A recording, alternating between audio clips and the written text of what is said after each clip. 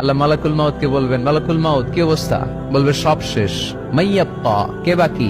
মালাকুল মাউত বলবে জিনেরা বাকি, যাদেরকে দেখা যায় না। আল্লাহ বলবেন জিনদেরকেও শেষ করে ফেলো, রুহু কবজ করো। মালাকুল মাউত আজরাইল জিনদের রুহু কবজ করবে। আল্লাহ এবার জিজ্ঞেস করবে, ইয়া মালাকাল মাউত আখবিরনি মাইয়াপ্পা, এবার বলো আর কে বাকি? মালাকুল মাউত বলবে, আল্লাহ মানুষগুলো সব শেষ, জিনগুলাও শেষ, এবার বাকি ইবলিস শয়তান। কে বাকি? ইবলিসরেও শেষ করো, ইবলিসও শেষ। আল্লাহ আবার জিজ্ঞেস করবেন, ইয়া মালাকাল মাউতি মাইয়াপ্পা, আর কে বেঁচে আছে বলো? মালাকুল মাউত বলবে, আল্লাহ আপনার কথা অনুযায়ী পৃথিবীর সব মানুষের রুহু কবজ করলাম, সব জিনদের রুহু কবজ করলাম, ইবলিসের রুহু কবজ করলাম, এখন আছে শুধু ফেরেশতা। আছে কারা? যাও ফেরেশতাদের রুহু কবজ করো। ফেরেশতাদের রুহু কবজ হয়ে যাবে। এবার আল্লাহ জিজ্ঞেস করবেন, ইয়া মালাকাল মাউত আখবিরনি মাইয়াপ্পা। মালাকুল মাউত বলবে, আল্লাহ আপনার কথা মতো ধরে ধরে সব শেষ, ফেরেশতাও শেষ, 4 জন ছাড়া। কয়জন ছাড়া? জোরে বলেন, কয়জন ছাড়া?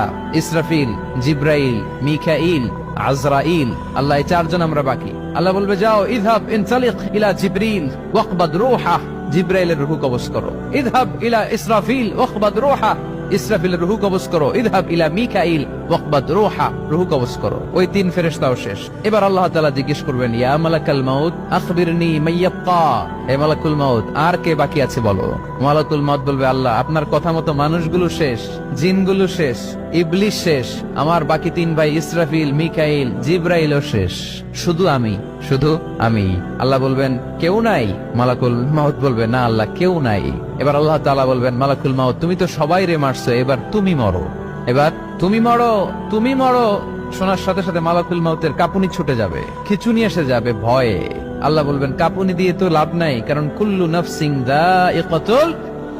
রব্বুল আলামিন বলবেন, মালাকুল মাউত কেঁদো না, এটাই দুনিয়ার বিধান, আমি আল্লাহর দেয়া বিধান, এটাই, জন্মালেই মরতে হয়। যাও, জান্নাত জাহান্নামের মাঝখানে একটা জায়গা আছে, জায়গাটার নাম হলো আরাফ। এই আরাফের মধ্যখানে যে দাঁড়াও, ওখানে যে মালাকুল মাউত কাঁপতে থাকবে। মালাকুল মাউত বলবে, আল্লাহ সৃষ্টির শুরুতে যদি জানতাম, সৃষ্টির শুরুতে যদি জানতাম সবাইকে মৃত্যুদান করার পরে, রুহু কবজ করার পরে আমাকেও মরতে হবে, তাহলে এই কঠিন দায়িত্বের ব্যাপারে আপনার কাছে ক্ষমা চাইতাম। আজকে আমারও যে ভাগ্য বরণ করে নিতে হবে সৃষ্টির শুরুতে, আমি এটা কল্পনাই করতে পারি নাই। আল্লাহ বলবেন, নো টক, মুত ইয়া মালাকাল মাউত, মর, মরে যা, মুত, মরে যাও। বলার সাথে সাথে মালাকুল মাউত এক বিকট চিৎকার হাঁকিয়ে মরে যাবে। মালাকুল মাউতের চিৎকারটা সেদিন এত ভয়ঙ্কর হবে, বিষ্ণু ইসা ইসলাম বলেন, ওই চিৎকারের আওয়াজ যদি পৃথিবীর মানুষেরা কান দিয়ে শুনতে পেত, তাহলে কিয়ামত সংগঠিত হওয়ার জন্য আলাদা করে ইসরাফিলের সিঙ্গার প্রয়োজন হতো না। ওই চিৎকারের আওয়াজে প্রতিটা মানুষ কানের পর্দা ফেটে ওই জায়গায় লাশ হয়ে পড়ে যেত। এবার ডানে বায়ে সামনে পেছনে উপরে নিচে কেউ নাই, একজন ছাড়া। জোরে বলতে হবে, তিনি কে?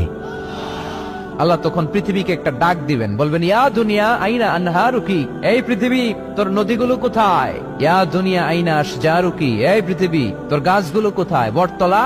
ইয়া দুনিয়া আইনাল জিবাল, তোর বড় বড় মাউন্ট এভারেস্ট পাহাড়, আলাস্কা পর্বতমালা, আলপস পর্বতমালা, এগুলো কোথায়? তুর পাহাড় আজকে কোথায়? ইয়া দুনিয়া আইনাল মুলুক, রাজা বাদশারা কোথায়, যারা ক্ষমতার দাপটে পা জমিনে ফেলতে চাইতো না? আইনাল জাবাবেরা, অত্যাচারী শরীর শাসকগুলো আজকে কোথায়? কোথায় আজকে? কোনো আওয়াজ নাই। আল্লাহ তখন হুঙ্কার দিয়ে বলবেন, লিমানিল মুলকুল ইয়াউম, who belongs the kingdom today. Allah চিৎকার দিয়ে বলবেন, আজকে ক্ষমতা কার? আওয়াজ করে বলেন, সেদিন ক্ষমতা কার? আল্লাহ সেদিন প্রশ্ন করে নিজেই নিজের প্রশ্নের উত্তর দিবেন, লিমানিল মুলকুল ইয়াউমা লিল্লাহিল ওয়াহিদিল কাহ্হার। সেদিন ক্ষমতা দুনিয়ার কোন রাজার নাই, কোন বাদশার নাই, কোন স্বৈর শাসকের নাই, কোন সুলতানের নাই, কারো নাই। সেদিন ক্ষমতা চলবে একজনের, তিনি কে? তার নাম হচ্ছে রহমান। তার নাম কি? আরো জোরে বলেন, কি নাম? এজন্য রহমান কারে বলে আজকে চিনতে পারছেন? তার দয়ার শেষ আছে? তার ক্ষমতার কোন কুল কিনারা আছে? তার ধন ভান্ডারে কোনো কমতি আছে? এজন্য লা বিশাইইন মিন নিআমিকা রাব্বানা নুকাযযিবু ফালাকাল হামদ, we don't deny any of your mercy and blessings, all praises to you। আল্লাহ তোমার কোন নিয়ামতকে আমরা অস্বীকার করি না। আল্লাহ প্রথমে ধমক দিয়ে বলছেন, এই মানব জাতি আর জিন জাতি, আমার কোন নিয়ামতকে অস্বীকার করবি?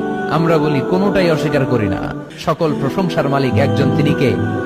ইমাম বাইহাকি বলেন, আল্লাহর হাবিব সাল্লাল্লাহু আলাইহি ওয়াসাল্লাম ইরশাদ করেছেন, ইন্না লিকুল্লি শাইইন আরুস ওয়া আরুসুল কুরআনি সূরাতু আর-রাহমান।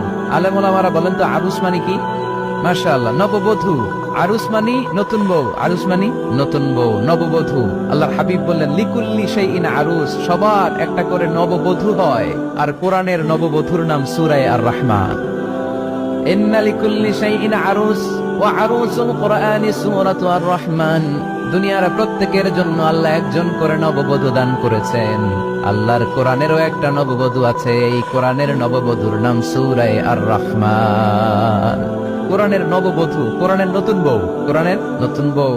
কেন আল্লাহ এত সূরা থাকতে 114টা সূরা থাকতে আর রহমানকে কোরআনের নববধূ বললেন? এর কারণ নববধূ যেমনি বাসর রাতে হাতে পায়ে আলতা মেখে, বেনারসি শাড়ি পরে, জুয়েলারি অর্নামেন্টস পরে, পার্লারিং করে, মেকআপ করে হাজবেন্ডের জন্য নিজেকে উজাড় করে সাজায়, ঠিক তেমনি আল্লাহ তাআলা এই দুনিয়াতে আমাদেরকে কি নেয়ামত দিয়েছেন আর আখিরাতে কি কি নেয়ামত দিবেন, এই বর্ণনা দিয়ে এই সূরাটাকে আল্লাহ উজাড় করে সাজিয়ে দিয়েছেন।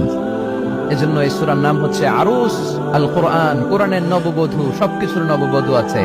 আর কোরআনের নববধূর নাম সবাই বলেন আর রহমান।